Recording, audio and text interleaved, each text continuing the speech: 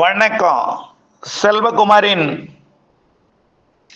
மேற்கு தொடர்ச்சி மலைப்பகுதிகள் மற்றும் தென் மாவட்டங்கள், அதிலையும் குறிப்பாக தென் மாவட்ட மேற்கு தொடர்ச்சி மலைப்பகுதிகள் மற்றும் அதனை ஒட்டியுள்ள தென் மாவட்ட மேற்கு பகுதிகள் கனமழை எச்சரிக்கை.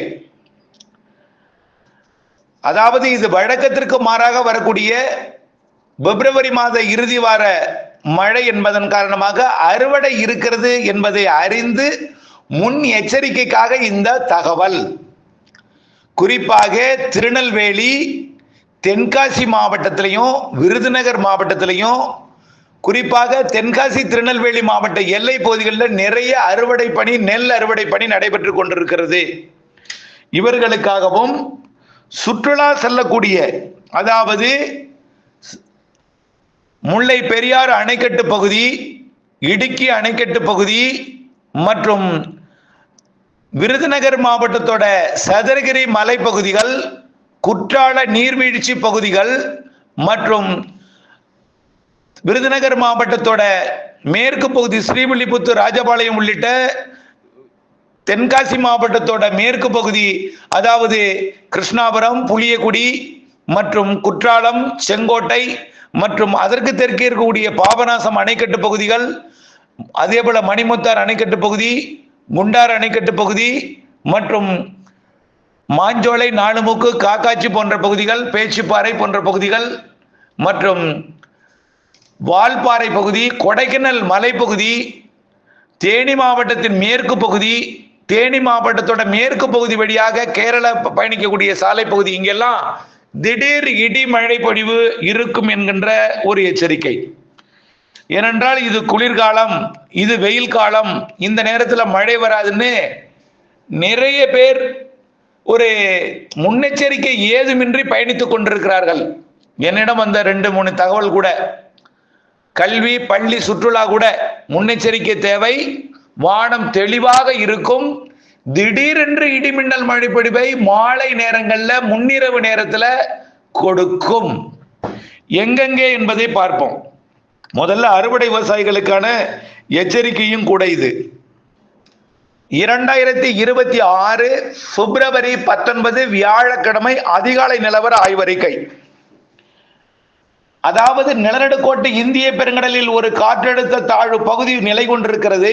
அதாவது இலங்கைக்கு தெற்கு புறம், இலங்கைக்கு வடக்கு புறம் டெல்டா மாவட்டங்களுக்கு நெருக்கமாக ஒரு காற்றழுத்த தாழ்வு நிலை வரப்போகிறது. இரண்டும் தனித்தனியாக சுழன்றும் ஒன்றிணைந்த சுழற்சியால் பிணைக்கப்பட்டும் நிலநடுக்கோட்டு இந்திய பெருங்கடல் நீராவி காற்றை தமிழ்நாட்டின் டெல்டா மாவட்டங்கள் மற்றும் தென் மாவட்டங்கள் வழியாக தென் மாவட்டங்களின் மேற்கு தொடர்ச்சி மலை வரை அனுப்பி வைத்து, தென் மாவட்ட மேற்கு தொடர்ச்சி மலை மற்றும் வால்பாறை வரைக்கும், வால்பாறை முதல் நீலகிரி முதலே இருக்கும், நீலகிரி கூட பெரிய ஒரு எச்சரிக்கை கூட இல்லை, மழை இருக்கும், ஈரோடுக்கும் இருக்கும், கோயம்புத்தூர் மாநகரத்திற்கும் மழை இருக்கும், மேட்டுப்பாளையத்திற்கும் இருக்கும். ஆனால் இந்த வால்பாறைக்கு தெற்கே கன்னியாகுமரிக்கும் இடைப்பட்ட பகுதி, கொடைக்கானல் மலைப்பகுதி, வால்பாறை, மூணாறு மற்றும் தேனி மாவட்ட பகுதிகள் மற்றும் விருதுநகர் மாவட்ட மேற்கு பகுதி, ஸ்ரீவில்லிபுத்தூர், ராஜபாளையம் பகுதி மற்றும் தென்காசி, திருநெல்வேலி, கன்னியாகுமரி மாவட்ட பகுதிகளில் மேற்கு பகுதியில் கடலோரமும் இருக்கும் மழை. எல்லா மாவட்டங்களுக்கும் இருக்கும், டெல்டா முதல் கன்னியாகுமரி வரைக்கும் கடலோரமும் இருக்கும். இதுல கடலோரத்துக்கு கூட பெருசா ஒரு பாதிப்பை ஏற்படுத்தாது. ஆனால் அறுவடை விவசாயிகளுக்கு தொடர்ந்து எல்லோருக்கும் எச்சரிக்கை கொடுத்துட்டே இருக்கும். திடீரென்று மலைப்பகுதிகளில் ஒரு கனமழை பொழிந்தால் திடீரென்று காற்றாட்டு வெள்ளம் போல் சில பகுதிகளில் நீர்வரத்து கொடுக்கலாம். இடி மின்னலுடன் அந்த மழை பொழிவு அமையும். குறிப்பாக சதுரகிரி மலைப்பகுதிகள் அசாதாரணமாக பயணம் மேற்கொள்ள வேண்டாம். திடீரென்று ஒரு மழைப்பொழிவை வரக்கூடிய சனிக்கிழமை, ஞாயிற்றுக்கிழமை 21ஆம் தேதி மாலை, இரவு, நள்ளிரவு, அதிகாலை, அதாவது 22ஆம் தேதி ஞாயிற்றுக்கிழமை அதிகாலை மற்றும் 22ஆம் தேதி ஞாயிற்றுக்கிழமை மதிய, மாலை, இரவு, 23ஆம் தேதி அதிகாலை இருக்கும். இது சேலம் வரைக்கும் கூட இருக்கும். ஆங்காங்கே இருக்கக்கூடிய மலைப்பகுதிகள், அதாவது நாமக்கல், சேலம் மாவட்டத்தில் இருக்கக்கூடிய கல்வராயன் மலை, கொல்லிமலை, பச்சைமலை பகுதிகளில் கூட ஆங்காங்கே இருந்தாலும் இதெல்லாம் அறுவடைக்கு எச்சரிக்கை தான். ஆனால் மேற்கு தொடர்ச்சி மலைப்பகுதிகளில் பயணம் மேற்கொள்ளும் பொழுது, குறுகிய சாலைகள் பயணம் மேற்கொள்ளும் பொழுது அங்கே திடீரென்று மழை வந்தால் திடீரென்று அச்சுறுத்தலாக அது இருக்கும் என்பதை தெரியப்படுத்த விரும்புகிறேன். குறிப்பாக கன்னியாகுமரி, திருநெல்வேலி, தென்காசி, விருதுநகர் மாவட்ட மேற்கு பகுதி, தேனி மாவட்ட பகுதி, கொடைக்கானல் மலைப்பகுதி மற்றும் வால்பாறை வரைக்கும் உள்ள பகுதிகள் சனி ஞாயிறு 2 நாளும் மாலை, இரவு, நள்ளிரவு, அதிகாலை நேரத்துல இந்த நிகழ்வு ஏன் நடக்குதுன்னு பார்த்தீங்கன்னா, அரபிக்கடலிலிருந்து வரக்கூடிய குளிர்காற்றும் வங்கக்கடலில் இருந்து வரக்கூடிய, அதாவது வங்கக்கடலின் பகுதிக்கு நுழையக்கூடிய தெற்கிலிருந்து வரக்கூடிய குளிர்காற்று தென் மாவட்டங்களில் கொண்டு போய் குவிக்கும். அதாவது குளிர்விக்க சாதகம் இல்லாமல் நீராவி காற்று டெல்டாவில் நுழையும். ஆனால் குளிர்விக்க சாதகம் இல்லாமல் நீராவி காற்று தொடர்ந்து மேற்கு நோக்கி பயணிக்கும். எங்கெங்கெல்லாம் மரங்கள் இருக்கோ அங்க கொஞ்சம் குளிர்வித்து மழைப்பிடிப்பை கொடுக்கும். குளிர்ச்சி தன்மை இருக்கும் இடத்துல எல்லாம் மழைப்பிடிப்பை கொடுக்கும். குளிர்ச்சி தன்மை கிடைக்காத இடமாகிய மரங்கள் அடர்ந்த மலைப்பகுதிகளிலையும் கணவாய் பகுதிகளில் மேற்கிலிருந்து வரக்கூடிய காற்றாலும் குளிர்விக்கும் குளிர்காற்றாலும், அதாவது பாலக்காட்டு கணவாய், ஆரியங்காவு கணவாய், ஆரல்வாய் மொழி கணவாய் வழியாக வரக்கூடிய மேற்கு குளிர்காற்றாலும் குளிர்வித்து மழைப்பொழிவை ஏற்படுத்தும். இதுல மரங்கள் நிறைந்த பகுதி, மலை உச்சி பகுதிகளில் கொஞ்சம் மழை கொஞ்சம் கனமா தெரியுது. மேற்கு தொடர்ச்சி மலை மாவட்டங்களின் மலைப்பகுதிகள் மட்டுமல்லாமல், அதாவது தென் மாவட்டங்களின் மேற்கு பகுதிக்கும் இந்த மழை கொஞ்சம் கனமாகவே தெரிகிறது. அங்கே நடைபெற்று கொண்டிருக்கக்கூடிய அறுவடைகள் இது அச்சுறுத்தலை ஏற்படுத்தும். இன்றைக்கே அது நனைக்கும் மழைப்பொழிவை கன்னியாகுமரி, திருநெல்வேலி, தென்காசி, தூத்துக்குடி மாவட்டத்தில், அதே போல விருதுநகர், மதுரை மாவட்டத்திலையும் ராமநாதபுரம் மாவட்டத்திலையும் ஆங்காங்கே இன்றைக்கே தூறலை கொடுக்கலாம்.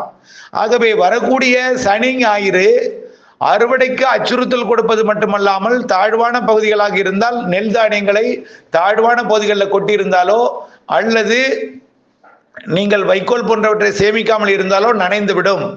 ஆகவே கண்டிப்பாக மழை இருக்கிறது என்பதை நினைவில் கொள்ள வேண்டும். அதே போல பாலக்காட்டு கணவாய் பகுதிகளில் உடுமலைப்பேட்டை, பொள்ளாச்சி, குடிமங்கலம், பெரியப்பட்டி, பெதப்பம்பட்டி மற்றும் உப்பார் அணைக்கட்டு பகுதி, தாராபுரம் பகுதி, மடத்துக்குளம் பகுதி, பழனி உள்ளிட்ட பகுதிகளிலையும் நெல் அறுவடை நடைபெறுது, மக்காச்சோள அறுவடை நடைபெறுகிறது, கொத்தமல்லி அறுவடை, கொண்டக்கடலை அறுவடை இவையெல்லாம் நடைபெறுகிறது. இந்த அறுவடைக்கும் அச்சுறுத்தலை கொடுக்கும். தயவு செய்து சனி ஞாயிறு மூடி பாதுகாத்திடுங்கள்.